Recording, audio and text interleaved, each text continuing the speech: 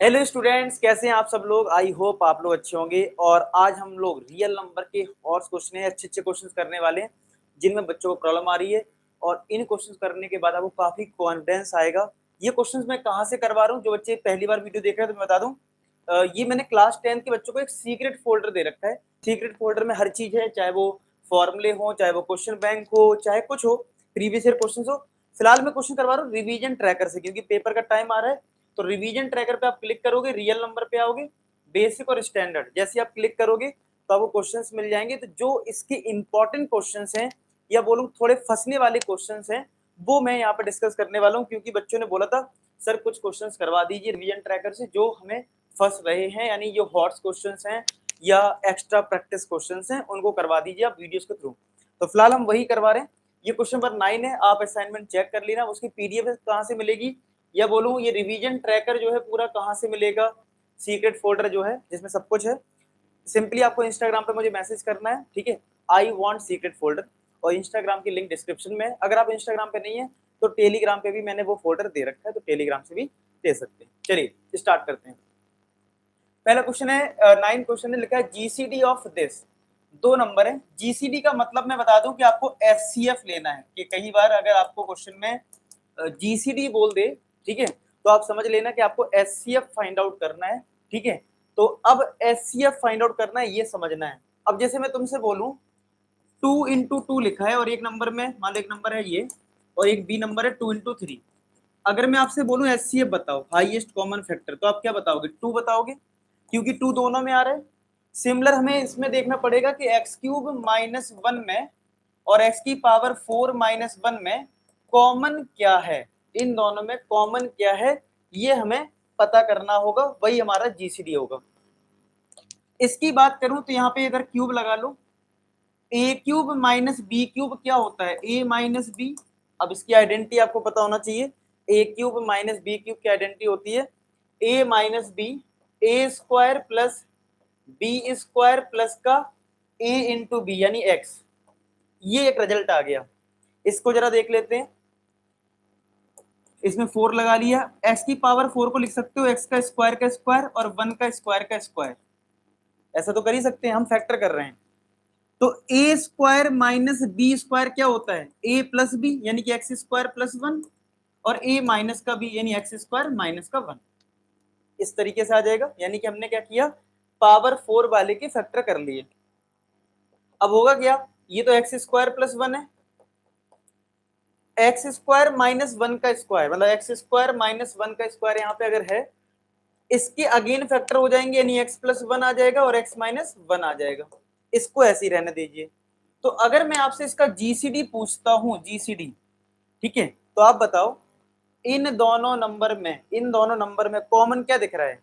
आप ध्यान से देखो तो x - 1 यहाँ भी है और x - 1 यहाँ भी है, दोनों में है। जो दोनों में होता है वही हमारा जीसीडी होता है। इसका मतलब हमारा जो जीसीडी यानी एचसीएफ जो है वो आ जाएगा कितना, x - 1, यानी कि डी पार्ट हो जाएगा आपका आंसर। आई होप आपको ये क्वेश्चन समझ में आ गया हो। अगर नहीं आया तो एक बार फिर से देख लो और इसको अच्छे से समझ लो। सेकंड क्वेश्चन है, द एलसीएम ऑफ 42 एंड, ये 11 क्वेश्चन नंबर है रिवीजन ट्रैकर से। ये सारे टॉप 5 क्वेश्चन मैं करवा रहा हूँ, टाइप वाइज लाइन से चलेंगे और सारे असाइनमेंट कंप्लीट करेंगे इस तरीके से। तो आपको बताना है एलसीएम किसका, एलसीएम ऑफ 12 एंड 42 का। 12 एंड 42 का आपको एलसीएम फाइंड आउट करना है और आपको बोला वैल्यू ऑफ एम बताइए, ठीक है। अब एलसीएम जो है 12 और 42 का इसके इक्वल दे रखा है आपको। तो पहले एक काम करते हैं, एलसीएम निकाल लेते हैं। तो 12 और 42 को जरा प्राइम फैक्टराइज कर लो। 12 की अगर प्राइम फैक्टर करोगे तो कितना आएगा, 2 × 2 × 3 यानी 2 का स्क्वायर × 3। 42 को करेंगे तो कितना आएगा, 2 × 3 × 7, ये आ जाएगा। तो अगर मैं इसका एलसीएम निकालूं तो आई होप आपको एलसीएम लेना आता हो। तो एलसीएम में क्या करते हैं, जितने भी डिफरेंट नंबर होते हैं सब लिख दो। जैसे 2 है, एक 3 है, तो 2 3 और एक 7 है, 7 लिख दो। और इन नंबर की हाईएस्ट पावर लेनी है। जैसे यहाँ पे 2 की पावर 2 है, यहाँ पे 2 की पावर 1 है, तो हाईएस्ट क्या है 2। 3 की पावर 1 है, यहाँ भी 1 है, तो हाईएस्ट 1 ही है। 7 की पावर हाईएस्ट 1 ही है, ठीक है। तो ये कितना आ जाएगा, 4 3 या 12, 12 7 जब 84, 12 इंटू 7 ही तो आ रहा है, 4 3 जब 12, 7, हाँ 84 आ गया, एलसीएम आ गया तुम्हारा 84। अब तुमसे क्वेश्चन में क्या बोला था कि जो एलसीएम है इस क्वेश्चन का वो कितना है 10m प्लस 4, कितना है 10m प्लस 4, ये है इसका एलसीएम, और एलसीएम हमने निकाल भी लिया है 84, 84 प्लस 10m प्लस 4, इस 4 को यहाँ माइनस कर दो तो 84 minus 4 is equal to 10m, तो यहाँ से 80 आ जाएगा 10m के इक्वल, 0 से 0 कट गया तो फाइनली m की वैल्यू क्या आ जाएगी 8 आ जाएगी, m तुम्हारा आ जाएगा 8 के इक्वल, यानी बी पार्ट इसका हो गया आंसर। ठीक है, चलिए नेक्स्ट देखते हैं थर्ड में बोला है ratio between LCM and HCF of 5 12 5 15 20, मतलब एक नंबर 5 है, एक नंबर 15 है और एक नंबर 20 है, आपको रेशियो निकालना है एलसीएम और एचसीएफ का। तो लैंग्वेज को पकड़ने की कोशिश करो, यानी कहीं ना कहीं आपको एक एलसीएम और एचसीएफ पहले निकालना पड़ेगा, फिर उनका रेशियो लेना पड़ेगा। तो सबसे पहले फोकस करो कि यार एचसीएफ और एलसीएम कैसे निकालते हैं। देखो 5 का तो 5 ही रहेगा यहाँ पे, ठीक है, 15 का क्या होगा 3 इंटू 5 हो जाएगा, 20 का क्या होगा 2 इंटू 2 इंटू 5, यानी कि 2 का स्क्वायर इंटू 5, प्राइम फैक्टर कर लेना। ठीक है, अगर आपको नहीं करना आता तो ऐसे करोगे ना, 20 लिखोगे फिर 2 से डिवाइड 10 2 5 5, इस तरीके से इसके ये आ जाएंगे। तो अगर मैं इस क्वेश्चन की एचसीएफ की बात करूं आपसे कि भाई एचसीएफ निकालते हैं, एचसीएफ होता है वो नंबर जो तीनों नंबर में हो, मतलब आपके पास अगर ये 3 नंबर हैं तो एचसीएफ क्या होगा ऐसा नंबर जो तीनों में हो, तो 5 यहाँ भी है 5 यहाँ भी है 5 यहाँ भी है, तो एचसीएफ तो आ गया 5। अगर मैं एलसीएम की बात करूं तो एलसीएम कैसे निकालते हैं 3 नंबर का या किसी भी नंबर का, जितने भी डिफरेंट नंबर हैं सब लिख दो, डिफरेंट मतलब 2 है 2 लिख दो, और क्या दिख रहा है 3 दिख रहा है 3 लिख दो, और क्या दिख रहा है 5 दिख रहा है 5 लिख दो।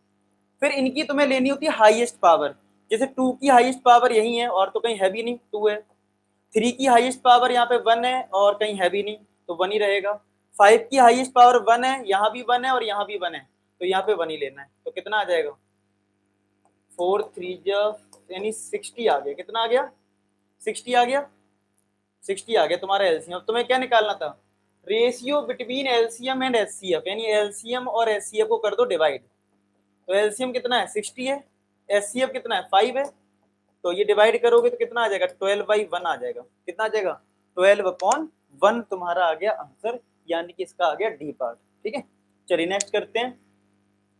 नेक्स्ट है among the numbers this this this which one is greatest. ठीक है, विच वन इज ग्रेटेस्ट।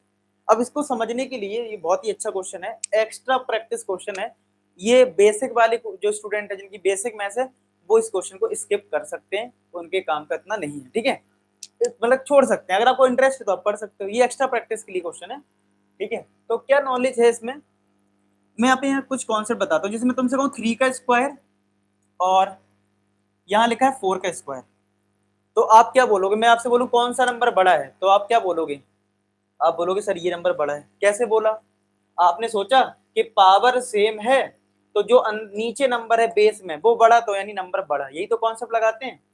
तो यहाँ पे हम लोग क्या करेंगे, अभी हम डिसाइड नहीं कर पा रहे हैं कि कौन सा नंबर बड़ा है, क्योंकि पावर भी डिफरेंट है, क्योंकि पावर भी तुम्हारी डिफरेंट है और बेस भी तुम्हारा डिफरेंट है, पावर और बेस दोनों ही डिफरेंट हैं, इस वजह से हम इसमें इजीली डिसाइड नहीं कर सकते कि कौन सा नंबर बड़ा है। तो आप मुझे बताओ पावर को अगर हमें सेम करना है, सेम करना कब होगा, जब हम नंबर में एचसीएफ निकाल लें, यानी कि 250 200 और 150 और 100 में इन सब में एक कॉमन नंबर ढूंढ लें जिससे पावर सेम हो सके, यानी पावर हमें सेम करनी है। तो आप सोच के देखो ऐसा कौन सा नंबर है 100 150 200, मतलब जरूरी नहीं कि आप पूरा एचसीएफ निकालने बैठ जाओ, कॉमन सेंस लगाओ। 100 150 200 250, हमारे पास ये 4 नंबर है 100 150 200 और 250, ऐसा कौन सा नंबर है इन सबके बीच में, ठीक है, या बोलो हाईएस्ट कॉमन फैक्टर क्या होना चाहिए जो सभी इन चारों नंबर का हाईएस्ट कॉमन फैक्टर हो।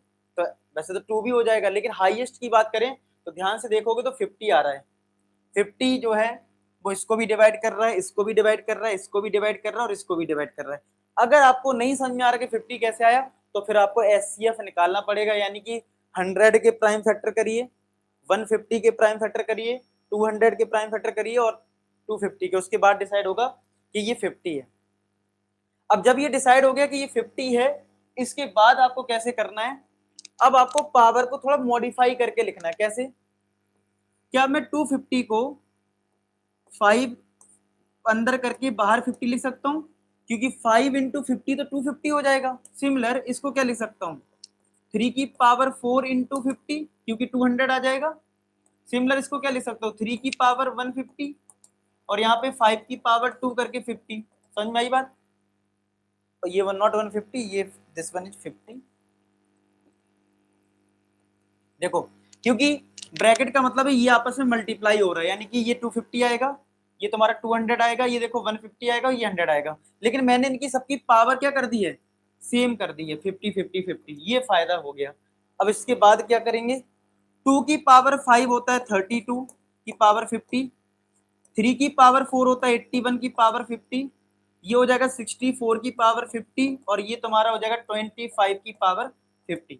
अब आप साफ साफ देख सकते हो कि जो सबसे बड़ा नंबर है वो 81 है। देखो, अगर नंबर की पावर सेम है, अगर आपकी नंबर की पावर सेम है, तो जो बेस में नंबर होगा, जो बड़ा होगा वही बड़ा नंबर होगा। तो दूसरी पोजीशन पे कौन सा नंबर है, 3 की पावर 200, इसीलिए ये सबसे बड़ा नंबर होगा। इसका आंसर होगा बी पार्ट।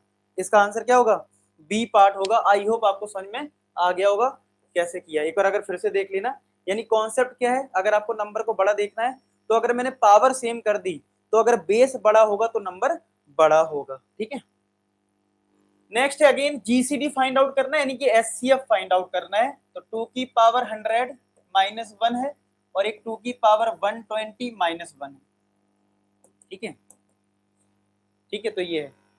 अब यहाँ पे भी हमें कॉमन लेना है, हाईएस्ट कॉमन फैक्टर। जैसे लास्ट में क्वेश्चन में था, ये भी हमने कहीं ना कहीं 50 क्या था, एचसीएफ ही तो था। अब आप बताओ 100 और 120 जो पावर है उसका एचसीएफ क्या होगा, पावर सेम करनी है अगर मुझे, तो 100 और 120 का अगर आप एचसीएफ देखोगे तो आपको मिलेगा 20। क्या मिलेगा, 20 मिलेगा। 20 इसको भी डिवाइड कर रहा है, 20 इसको भी डिवाइड कर रहा है। चेक कर लेना, मैंने कहा ना, अगर आपको डायरेक्ट देखने में दिक्कत आ रही होगी तो फिर आप लोग प्रॉपर जैसे प्राइम फैक्टराइजेशन से देखते हो वैसे चेक कर लेना, 20 आपको मिलेगा। तो इसको क्या लिख सकते हो, 2 की पावर 5 और यहाँ पे 20 कर लें, या एक मिनट, 2 की पावर 20 की पावर 5 माइनस 1 कर लो, और यहाँ पे क्या करोगे, 2 की पावर 20 की पावर 6 माइनस 1 कर लेंगे। चेक करो यहाँ तक, क्योंकि 20 इंटू 6 कितना होता है 120 और 20 इंटू 5 कितना होता है 100। ये आ गया आपका रिजल्ट। अच्छा जी, इसमें भी 5 लगा लो, कोई दिक्कत तो नहीं, इसमें 6 लगा लो। ठीक है, अब आपको डायरेक्ट करना है, अभी इसको डायरेक्ट करना है, क्योंकि पावर तो आप एक्सपेंड करने जाओगे नहीं। तो मैं आपको एक रूल बता रहा हूँ, एक रूल स्टैंडर्ड याद रखें कि x की पावर n माइनस a की power n is always divisible by x minus a। क्या होता है ये ध्यान से रूल समझो, x की पावर n माइनस a की power n is always divisible by x की पावर n माइनस a की पावर n। यानी कि n की जो वैल्यू है, n की जो वैल्यू है वो अगर कोई भी एक ऑड नंबर है, चाहे वो इवन नंबर है, ठीक है, तो उस केस में चाहे मैं तुमसे कहूं x की पावर 50 माइनस 1 की पावर 50, ठीक है, तो याद रखना ये हमेशा इसको सॉल्व करने की जरूरत नहीं है, ये x माइनस 1 से डिविजिबल होगा। x की पावर n माइनस a की पावर n हमेशा x माइनस a से डिविजिबल होगा, ये रूल है हमारे पास। तो इस बेसिस पर आप बताओ, ये अंदर वाले पार्ट को अगर मैं x मान लूं तो x की पावर n a की पावर n, क्या ये हमेशा 2 की पावर 20 माइनस 1, देखो x की पावर n a की पावर n किससे डिविजिबल है, x माइनस a से, तो ये x हो गया और ये मेरा a हो गया, तो x माइनस a यही तो आएगा, इससे ये डिविजिबल होगा। ठीक है, इसकी बात करें तो इसमें भी ये x है और ये a है, तो ये भी 2 की पावर 20 माइनस 1 से डिविजिबल होगा। इसकी पूरी सॉल्व करने की जरूरत नहीं है, मतलब इसका पूरा फैक्टर निकालने की जरूरत नहीं है, मुझे सिर्फ क्या निकालना है, जीसीडी। जीसीडी का मतलब है ऐसा फैक्टर जो दोनों में हो।